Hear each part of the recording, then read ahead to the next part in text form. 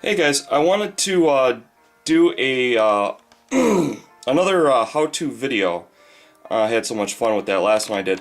I told you guys in an earlier video that I had looked for. Eventually, I want to do a hell campaign, and I wanted to have like big, strong male slaves to pull like demon chariots. And a great place to go to pick up figures like that is any of the hero style games, because all the guys have like 1% body fat. And if it's the Hulk, it's an extra bonus because they're like dressed in rags and they're totally buff, and they would, really look the part pulling a chariot. I mean, obviously you just change up the paint scheme and paint it as normal flesh. But there's as I was looking at that, I was running across some other figs, and eventually I'm going to do a how-to on how to do a chariot and all that. But I ran across, my favorite thing, dollar store finds. This is just a rhino, nothing, special, not especially beefy. Actually probably fits on a normal GW base. There's my Space Marine. Matter of fact, I've got a base. Hold on one second. Here we go. Here is your standard cavalry base. And look at that. Not the nicest fit, but there it is. So you can do it as a proxy thing. What I wanted to do is I wanted to take this really cool character. I couldn't tell you who he is. But this poor guy is going to get sacrificed for this video, for your viewing pleasure. So, first thing I'm going to do is I'm going to cut off him at the torso, and then I'm going to nip off his head, and I'm probably going to have to do a little bit of grind work. So that's why I got my Dremel tool out. So I'm going to just point this over here.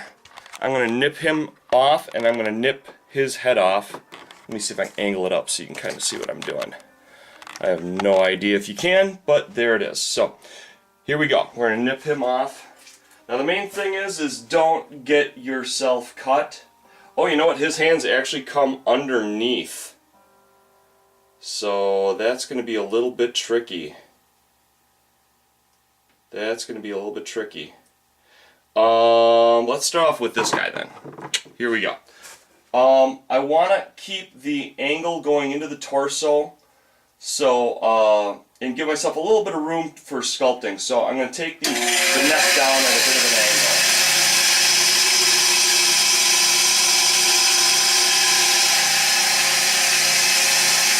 So, I did it the right way. No, I did it the right way. So I've taken the head down.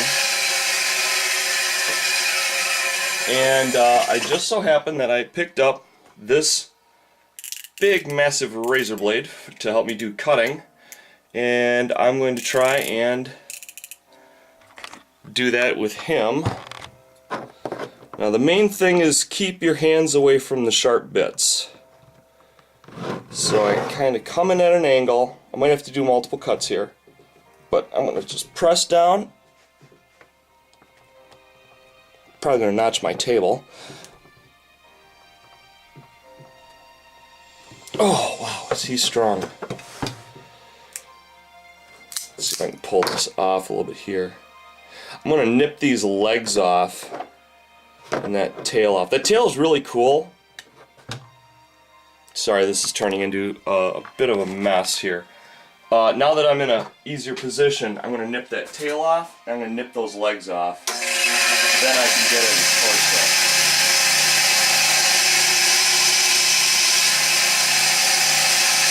There's the tail.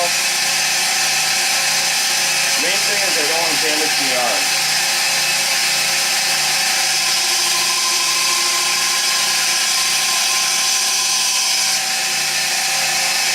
As you can see, it's got a pretty heavy angle to it. It's pretty close to the leg. Now it's a lot easier for me to get in.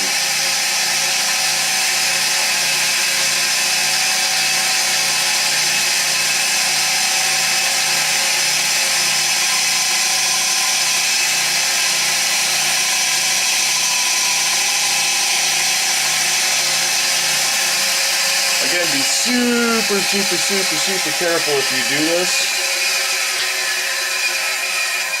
Now you'll notice he was hunched over, so I lost quite a bit of his torso. But it does marry up pretty nicely. So what I'm going to need is I'm going to need a couple of things. One, I'm going to need an area for him to sit flat on. And the other thing I got to think about is how much do I want this guy hunched forward? How upright do I want him?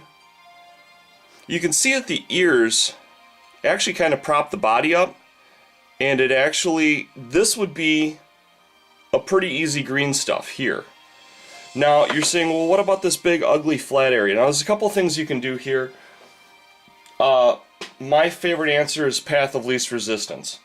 The path of least resistance for me, get yourself a shield. Get yourself a tower shield and just slap that bad boy on right there. It's going to make him look incredibly macho looking coming forward, right? It stays with the whole armored theme, you know, being that it's a rhino and all.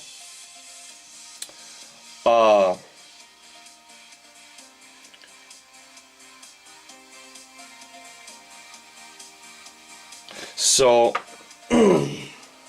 I'm just going to take it down a little bit on the outside edges here, using my Dremel tool. Let's make this a little easier for you. Let me set it up on the far side so you can see what I'm doing. Alright, I'm going to take the tool, I'm just going to taper it.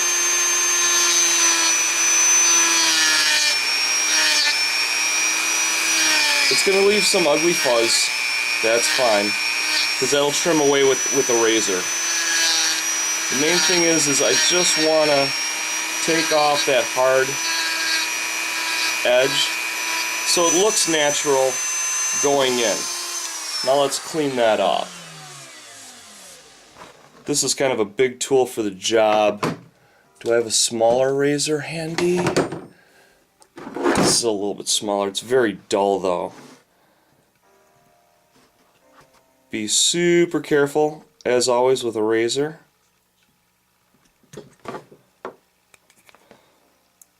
But does trim up fairly cleanly. I see why people have such a hard time doing figure videos now. It's an incredibly small object. And being a terrain guy, I have the pleasure of working with very big objects. So see how I trim that up a little bit? And you can obviously do more with that.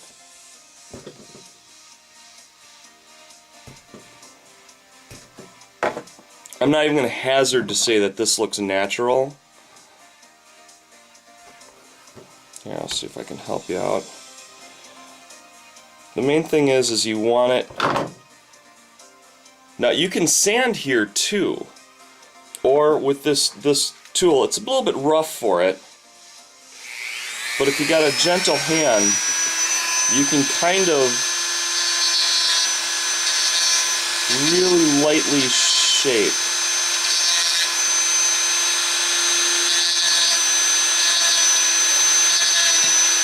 As with most things with figures, less is more.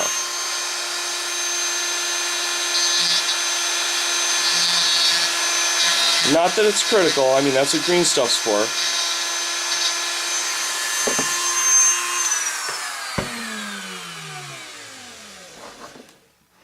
But you see how I've trimmed that up a little bit? And like I said, I'm going to put a shield here, so you're not even going to see too much of that. I just want the shape going into the shield to appear to be fairly natural curve. Now, probably the best way to do this is to go straight across. So what I'm going to do is I'm just going to come straight across here, or as close to straight across as I can make it.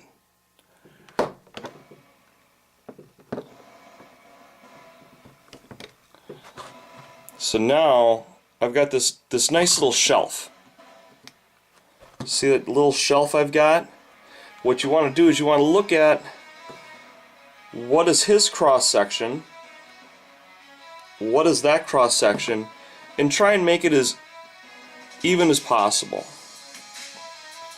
As you can see, this works out really well actually. It's probably going to fall off, but let me get this on here for you so you can kind of see it. And if it doesn't marry up well, and this is not even coming close to sitting flat. As you can see, the legs are goofy, and that's fine. It makes him look like he's moving. But wouldn't that make a great chariot? I think that would make a wonderful chariot.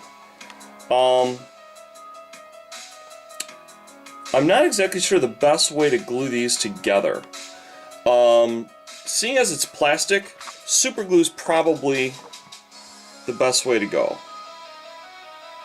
But here's just a really super quick way that you can modify two things. Like I said, just a freaking, you know, I think I picked these up for like $0.25 a piece or something, maybe 50 cents. They're really cheap, and like these I think I picked up for like $1 a pop. And we all know how expensive cavalry is. And we also know how expensive things can become once you start buying bits for things individually. So this is a kind of a cheap, dirty, easy way to get that across. And the thing is it's not done. It's not done at all. We could do more with this. See that tail piece there? I've got this tail here. I'll just lay it down. I can totally, these are not connected by the way. I can cut that tail off and I can put that tail on that piece, and as you can see it's got his back pieces. That's reiterated on the tail. So here is just a real quick way to show you how to modify stuff to make your games more interesting. It may not apply as much for, you know, like tournament, obviously you can't do this, but like Kings of War, they've got some really cool bull pieces for their abyssal dwarfs. If you can't get them, or you know, you want yours to look a little bit differently, this is a way you can go about doing it. So here is your how-to for the day on how to modify and existing figures and make them into something new, something different. So hope you guys walk away with some concepts here that you can play around with. Take care, love ya, bye bye.